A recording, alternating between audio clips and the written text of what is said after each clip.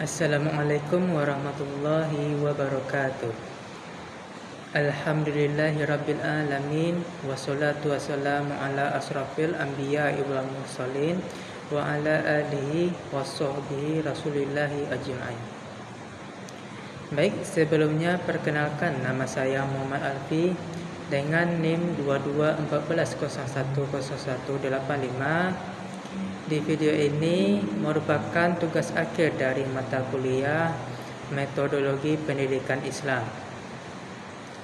dengan dosen pengampu yaitu Ibu Dr. Naila Hayati, SPDI MA.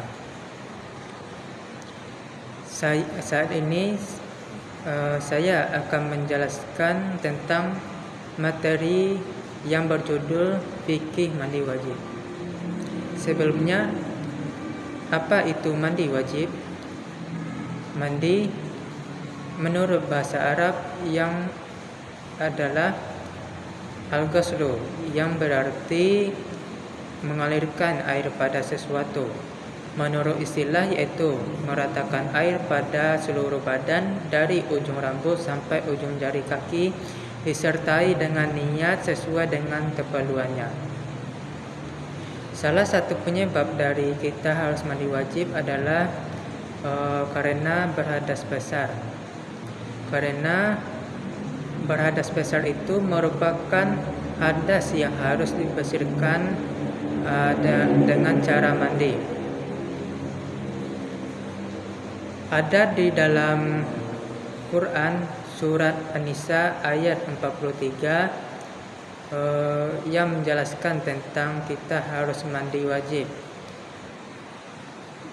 yang artinya, wahai orang-orang yang beriman, janganlah kamu mendekati solat ketika kamu dalam keadaan mabuk sampai kamu sadar apa yang kamu ucapkan, dan jangan pula kamu menghampiri masjid ketika kamu dalam keadaan junub kecuali sekedar melewati untuk jalan saja sebelum kamu mandi junub.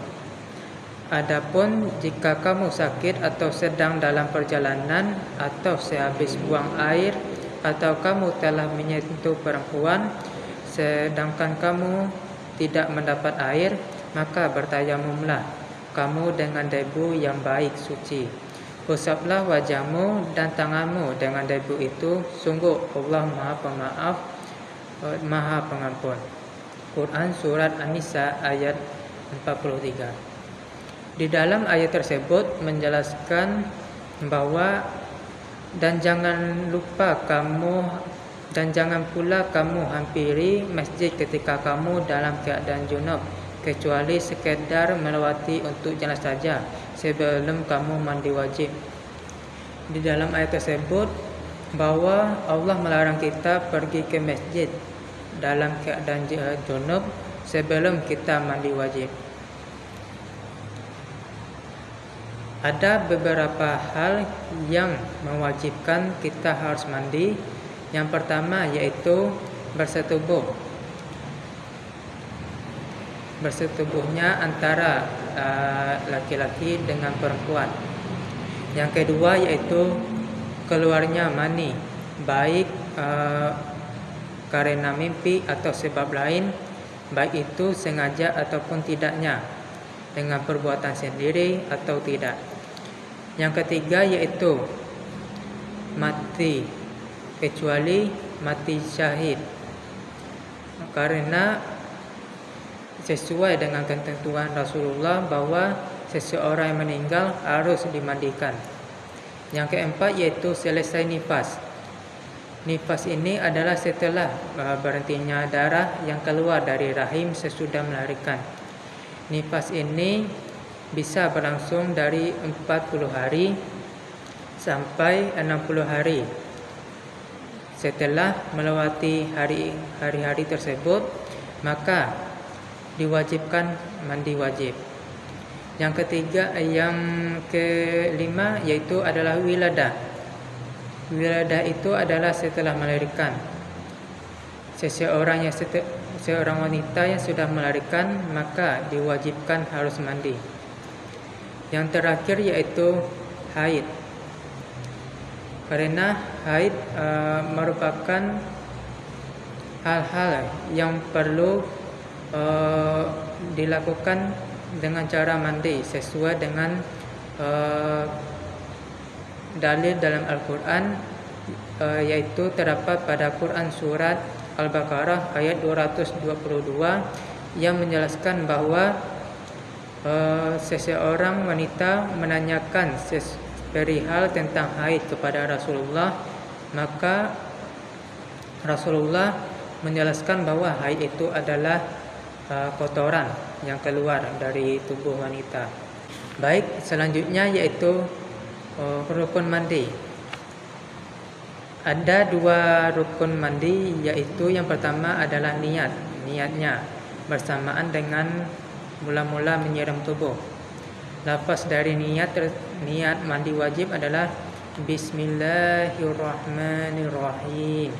Nawaitul ghusla li raf'il hadasil asghari fardhan lillahi ta'ala, yang artinya aku niat mandi untuk menghilangkan hadas besar fardu karena Allah Ta'ala. Yang kedua yaitu menyiram seluruh badan dengan air, yakni meratakan air ke seluruh tubuh. Kemudian sunah-sunah mandi. Ada beberapa sunah-sunah mandi. Yang pertama yaitu mendahulukan membasuh segala kotoran dan najis dari seluruh badan. Yang kedua yaitu mendahulukan mengambil air wudhu, yakni sebelum mandi disunahkan berwudhu terlebih dahulu. Yang ketiga, berdiri. Yang keempat adalah menghadap kiblat sewaktu mandi dan mendahulukan bagian kanan daripada kiri. Yang kelima adalah membaca basmalah pada permulaan mandi.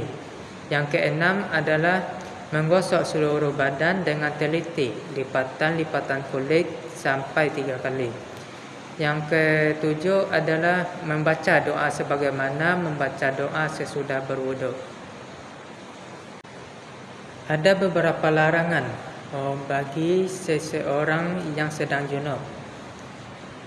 Yang pertama yaitu tidak boleh melaksanakan solat. Yang kedua, tidak boleh melakukan tawaf di Baitullah. Yang ketiga, tidak boleh memegang kitab suci Al-Quran. Yang keempat, mengangkat kitab Al-Quran. Yang kelima, membaca kitab suci Al-Quran. Yang keenam, berdiam diri di masjid. Ada juga larangan bagi perempuan, yaitu larangan yang sedang haid. Yaitu yang pertama adalah bersenang-senang dengan apa yang ada di antara pusat atau lututnya. Kemudian yang kedua, berpuasa, baik itu puasa fardu maupun puasa sunnah. Seorang perempuan yang sedang haid tidak boleh berpuasa. Yang ketiga yaitu ditalak atau dicerai. Bagi seorang suami yang mentalak istrinya, maka belum boleh mentalak istri. Yang kemudian yang keempat adalah lewat di dalam masjid apabila dikhawatirkan akan mengotorinya. Jika tidak, maka diperbolehkan. Adapun tata cara mandi wajib, marilah kita melihat video ini.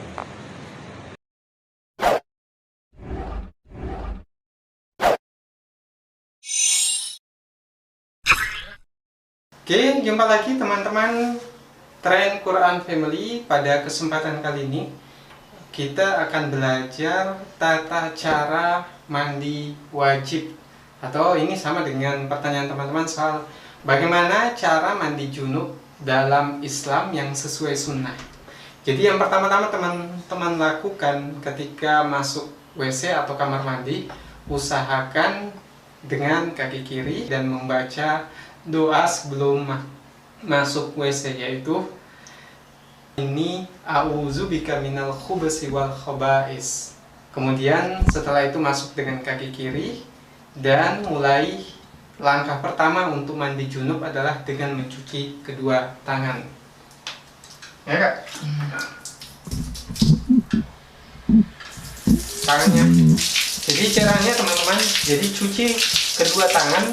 Pertama-tama cuci tangan kanan, kemudian tangan kiri. Setelah kedua tangan bersih, baru kemudian langkah kedua adalah dengan mencuci kemaluan. Nah, setelah mencuci kemaluan sampai bersih dengan tangan kiri. Jadi ingat teman-teman, dengan tangan kiri.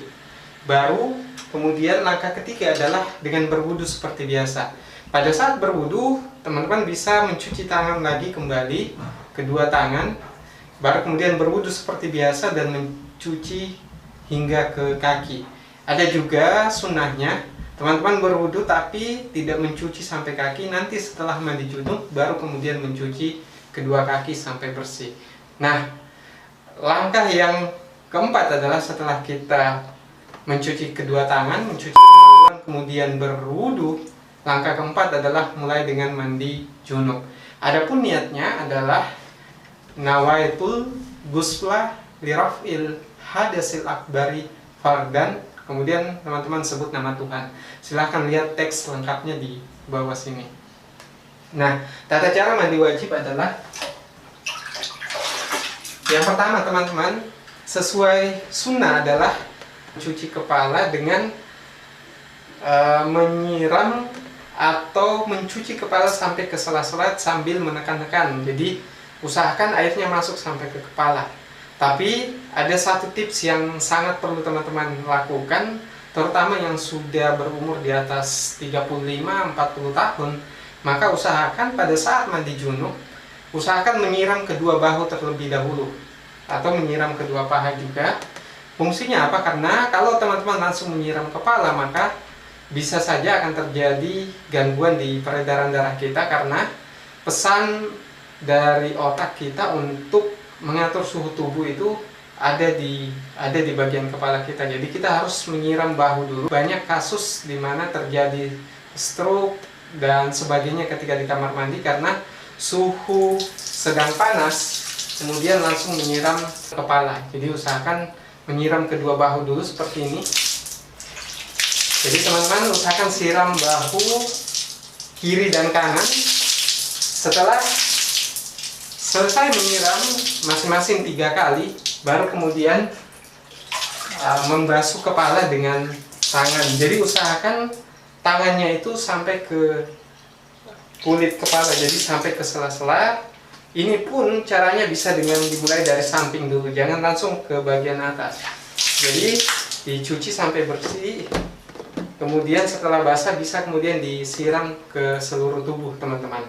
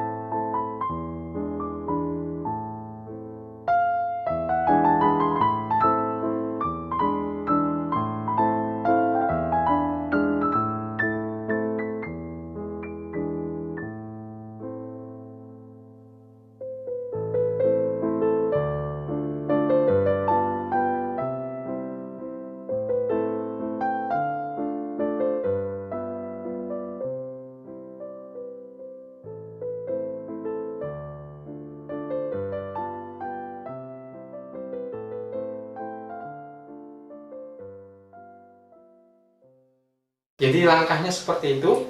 Jadi setelah kita menyiram kedua bahu, baru kemudian menyiram semua bagian tubuh kita sampai semua bagian lipatan-lipatan tubuh itu terkena air sampai sempurna.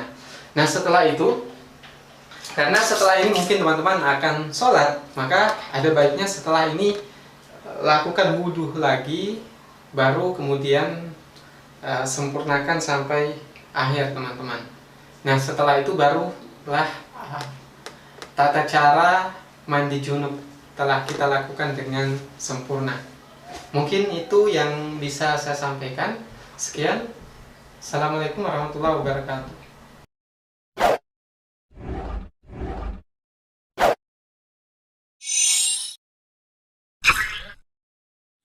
Baik, itulah video tentang pelaksanaan mandi wajib. Baik, sampai di sini dulu materi kita pada video kali ini. Jika ada kata-kata saya yang salah, mohon dimaafkan. Mungkin masih banyak kekurangan. Jika masih belum paham, bisa ditanyakan di dalam kolom komentar. Baik, saya tutup saja. Assalamualaikum warahmatullahi wabarakatuh.